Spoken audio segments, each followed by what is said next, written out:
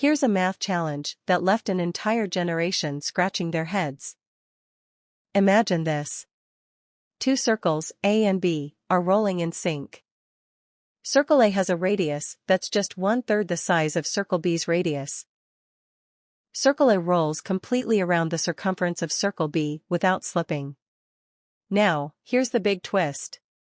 How many full rotations does Circle A make in this journey? Drop your answers in the comments.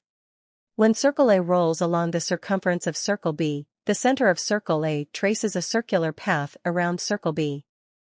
The radius of this path is equal to the sum of the radii of Circle A and Circle B. The radius of the path traced by the center of Circle A is 4r. The circumference of this path is 2 pi times 4r. Circle A rotates each time it travels a distance equal to its own circumference. The circumference of Circle A is 2 pi r. Total number of rotations equals to distance traveled divided by circumference of Circle A.